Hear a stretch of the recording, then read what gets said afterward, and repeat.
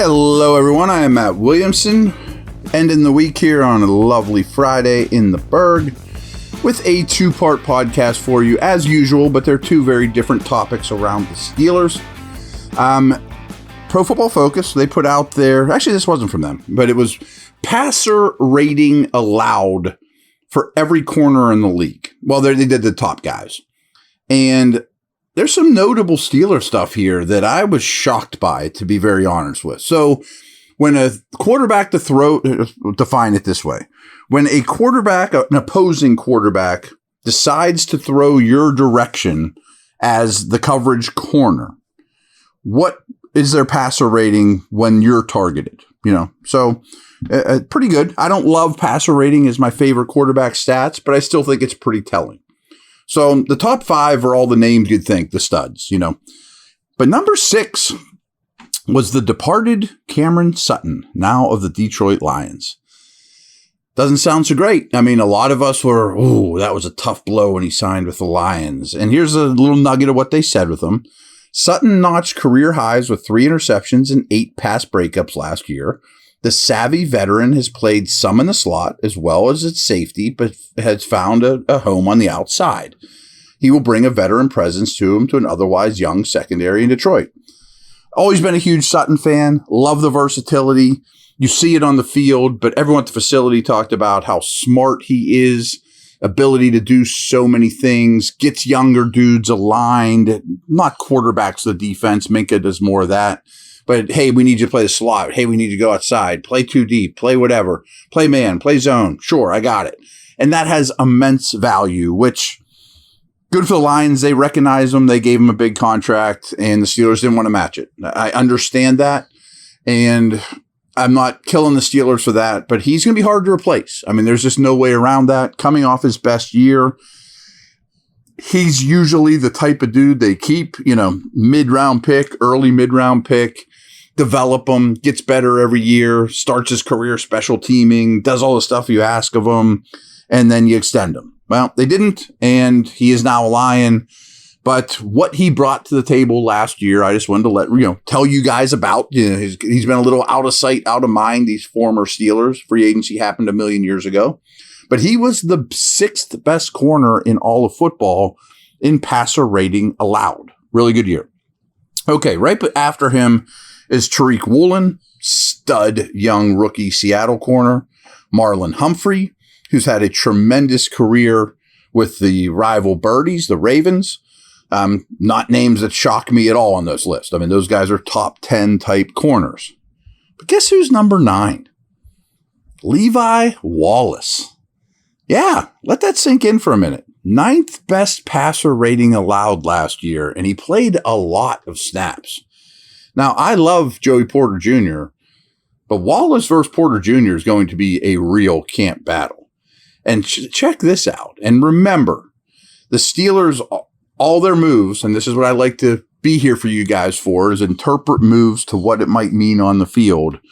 I can't tell you enough. And if you've been listening to this podcast since the inception, I've said it 8 million times. The Steelers, I think, want to play more press man coverage, more man coverage. The league is going to zone. Steelers are going to man. It's an aggressive approach, but it might pay off big. So listen to this. Wallace led the entire league in passer rating against man coverage. The entire league. Best passer rating against when playing man coverage.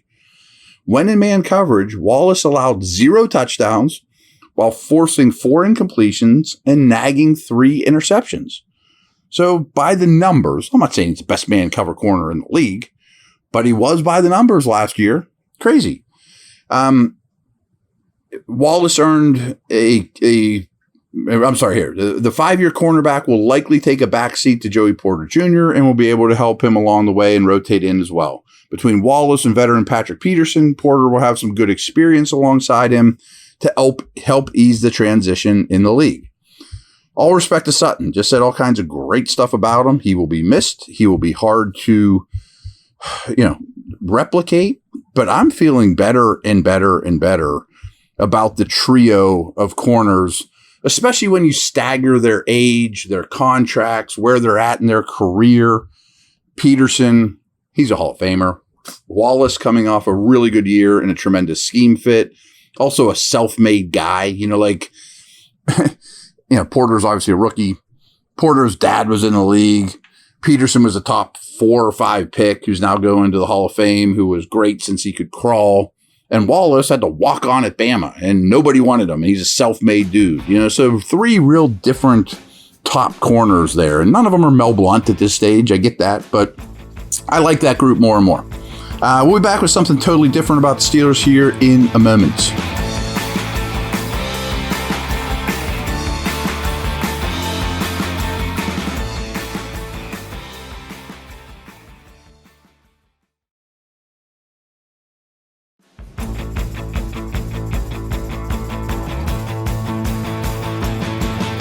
All right, I referenced it, and I'm going to reference it over and over and over.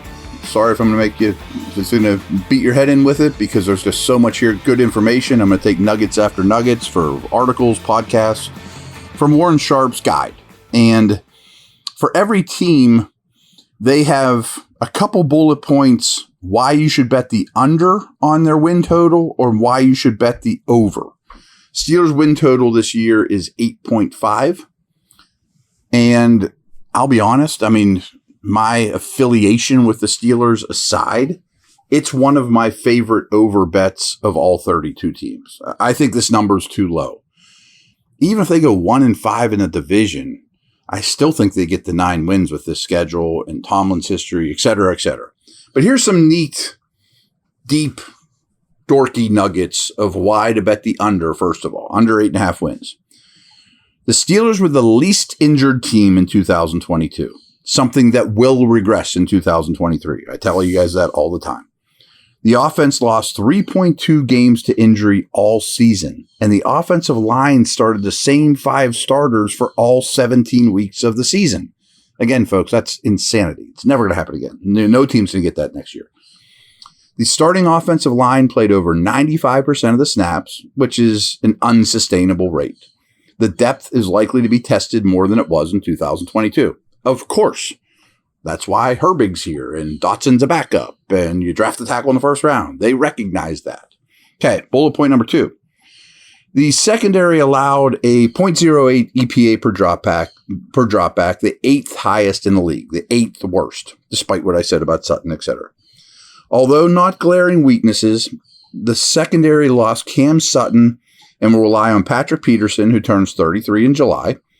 The cornerbacks will be tested this season, especially in divisional matchups against Joe Burrow, Lamar Jackson, and Deshaun Watson twice.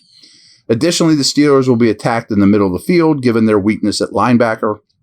Last season, the Steelers allowed the 3rd worst efficiency on running back passes, which could be a weakness again this season. I can't dispute any of that. I think that's really well said. I didn't realize the running back thing until reading this the first time around. I did just mention that I'm fonder and fonder of the 3 outside corners, Porter, Wallace, Peterson. But you lost a good one, and the division's loaded with potential superstar type quarterbacks, and linebacker worries me, and you were already really bad defending running backs. Valid points. But why bet the over? Here's a couple notes on that.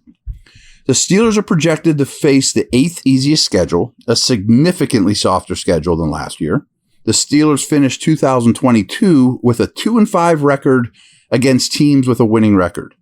In addition to the easier schedule, the Steelers are not scheduled to play any team coming off a bye this season. That's huge.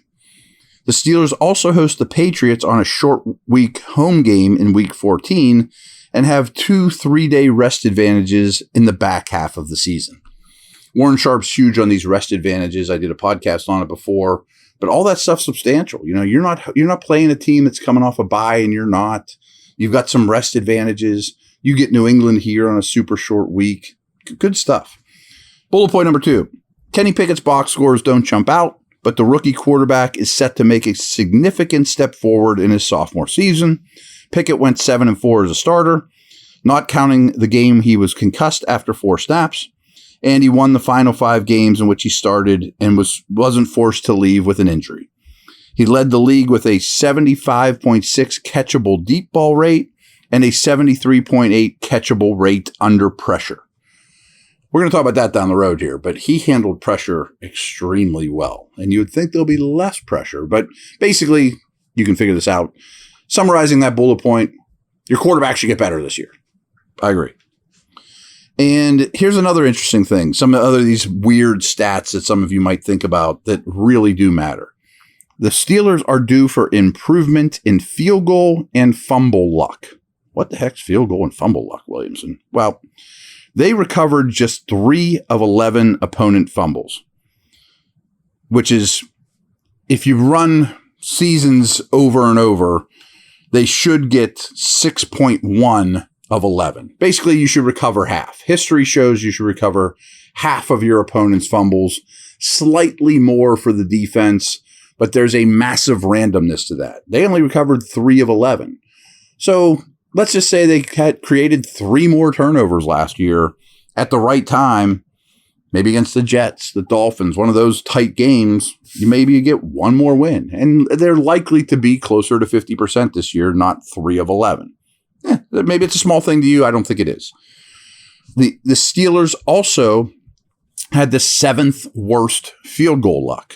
And all that means, and I was explaining this to you before, is there are some things in the league that are just luck. And one of them that I believe 99% of the time, and maybe if I interviewed and gave a truth serum to a special teams coach, they would tell me I'm crazy. But when the opponent lines up for a field goal, you're pretty defenseless as the field goal rush team, whether that ball goes through the uprights or not.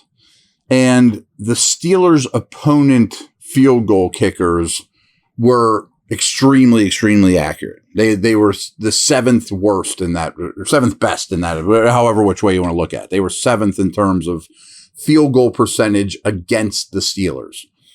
Maybe you have the best field goal blocker in the whole world, or some unbelievable scheme to, change that or whatever. But a lot of those games are in weather too, and you still had only 6 teams fare worse in that regard. So again, chances are you'll end up 15th next year, which might be the difference in 9, 12, 15 points over the course of a year. How many games did they lose by?